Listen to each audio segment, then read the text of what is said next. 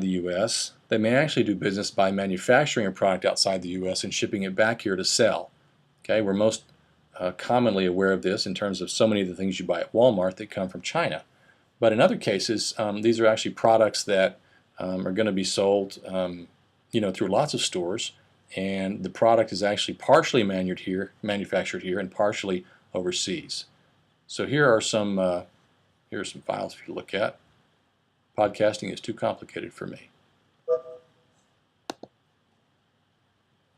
And as we go through this process, I want you to think about why at every step of the process they're making the decision to do it this way, because in some ways it doesn't make sense that they have done this. So this is an example of a product that you may be familiar with. It's a product that's manufactured by a company like Samsung or Sony or one of these other companies that makes big television sets. So one of the things that you can get as a benefit here is competitive advantage through location. And when we talk about this, what we're saying is some companies are simply better at doing certain things because of where they're located. And this is a great example of this. We managed to tour a factory over in Dallas where they build some of these parts, and they explained the whole process to us. Texas Instruments produces the guts, the insides for large screen televisions and the big projectors that they use at the movie theater now, the digital ones, and also probably the little projector that's hanging from the ceiling in your classrooms. It's called a DLP. It has a chip on it which has thousands and thousands of tiny microscopic little mirrors. And these mirrors can flip back and forth about 30 times a second, and they use that to direct the light through different colored wheels onto the screen, and that's how you get this very bright, very sharp picture on your screen. So we toured the facility in Dallas where they make these, and we learned a very interesting story about how the DLP projector gets from the original starting point finally to you, the customer. It all starts with these wafers. These are silicon wafers that are grown in an oven. The actual crystals they grow can be 3 or 4 feet tall, and they take these crystals and they slice them through the middle, and they wind up with a disc that looks like this one. It's called a silicon wafer. These are made almost entirely in Asia. Factories over there make these things by the millions, and you can go and buy a box of these on eBay if you want. They are a commodity, and they are cheap to make and cheap to buy.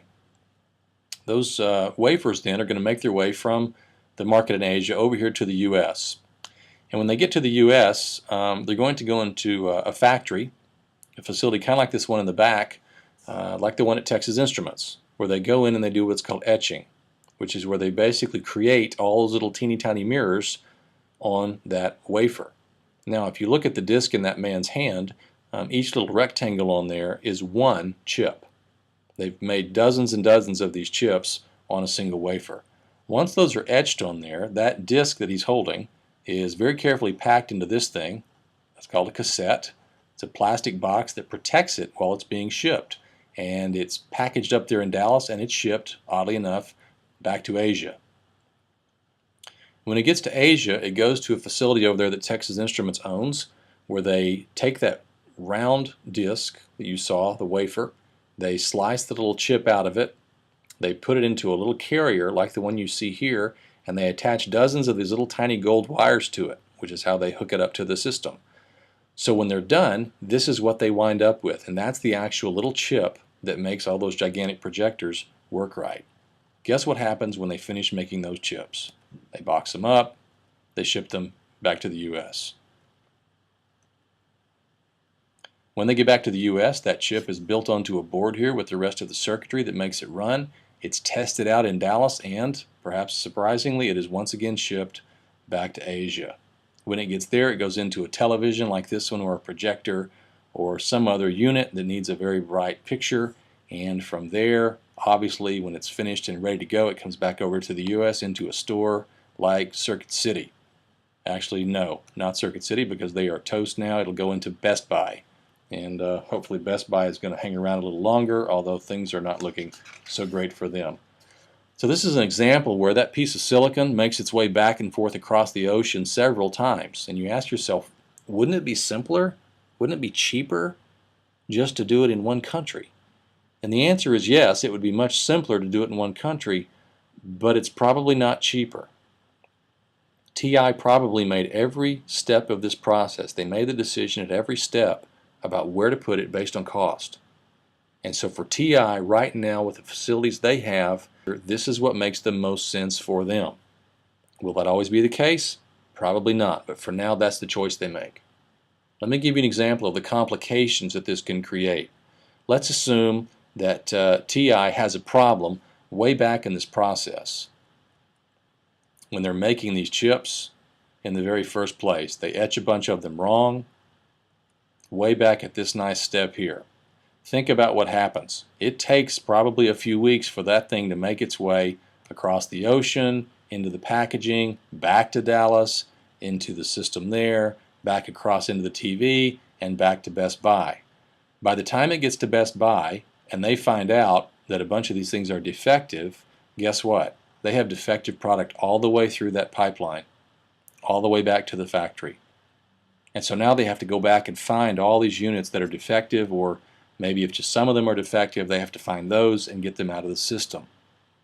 So one of the downsides of having a really long supply line like this is you may not catch the mistakes until you've made them quite a few times. And so it makes it critical that when you're back with the smiling man holding that disc, that you test the products back then, so you don't get caught with a supply chain totally full of problems. One of the things we get into is this question of national advantage. National advantage is simply the fact that in some industries, in some periods of time, certain nations have an advantage at producing that product or service. Now, we could, I'm sure, discuss a lot about why certain countries develop national advantage and why others don't. But that's really more of a sociology question than we're dealing with here. There are some things that tend to produce national advantage, and I'll just give you a few of these to think about. One is what are called factors of production. These are the things that go into making the product. And so what we know is if you go over to China, to one of these regions where the iPhones are being made, you will find right around there companies whose job is to create parts for iPhones. You'll also find in those areas tremendous supply of low-cost labor. Those are the things that we would call factors of production.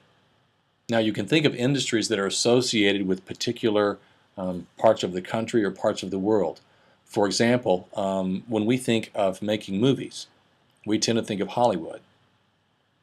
And I can tell you it would be much easier to make a movie in Hollywood than it would be to make one in Abilene, because all the supporting industries are right around in there, and we'll get to more of that in just a moment. Another thing that helps develop national advantage is what we call demand conditions in the home market.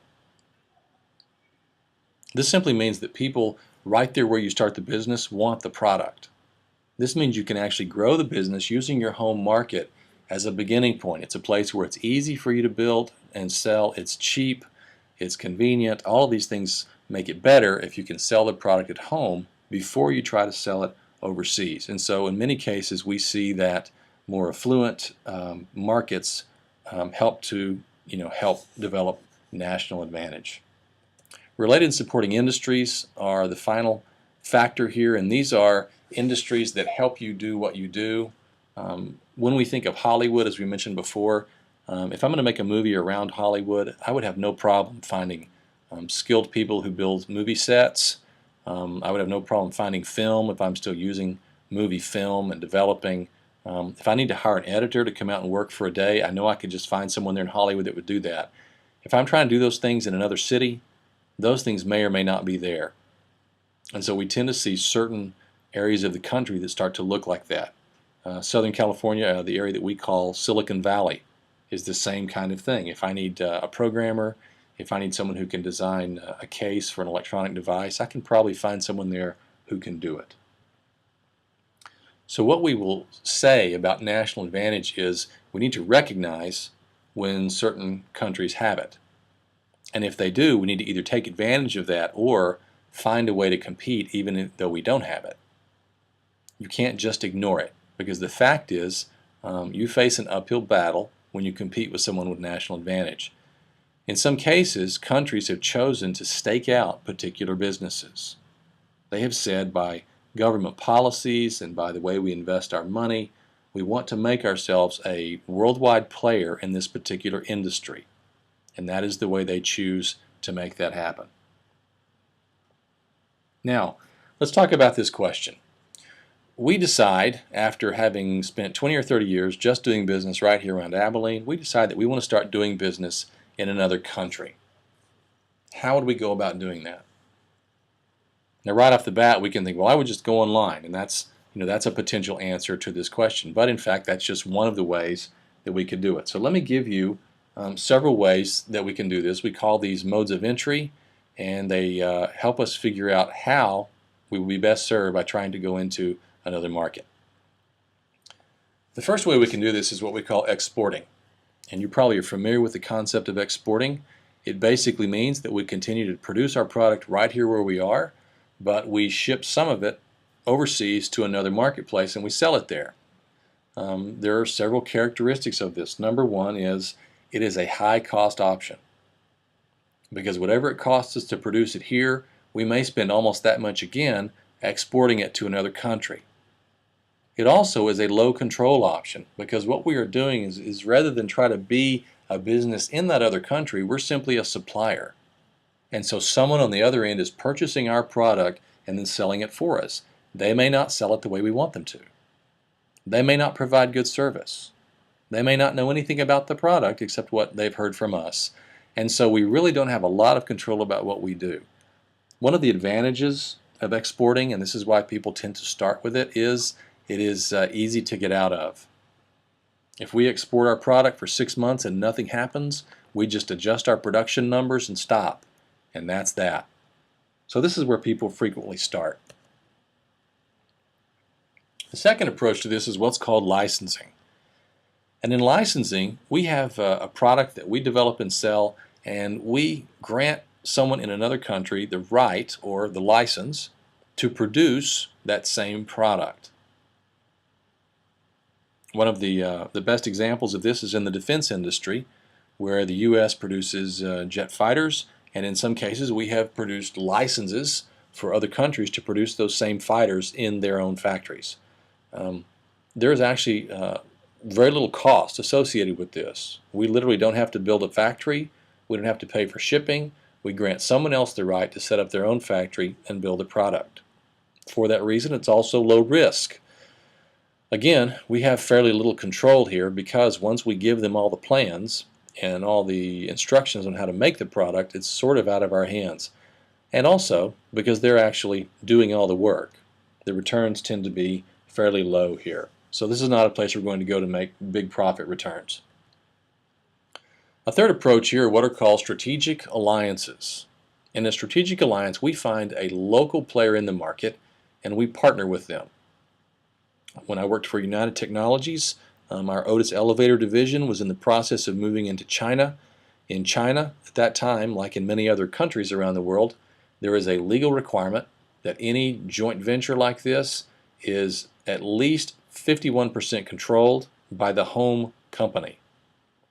So Otis had joint ventures, strategic alliances with several companies in China to build elevators, and in most cases Otis owned 49% of them and the local producer owned 51%.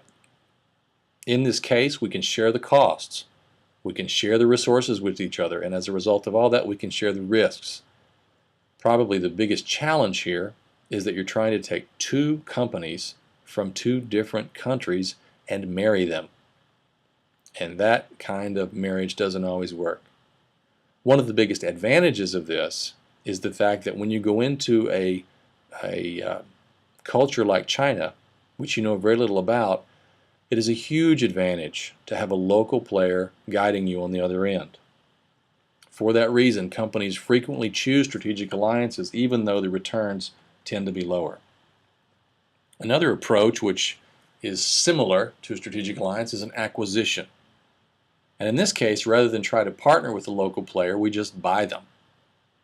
So we go in and we find someone in the country who is already producing and selling the product. They've already developed their market and they already know how to do business there, and we purchase them outright. Okay? The biggest advantage of this is very quick access to the market. In other words, we just have picked up someone else's operation and run with it. The downsides are it tends to be expensive.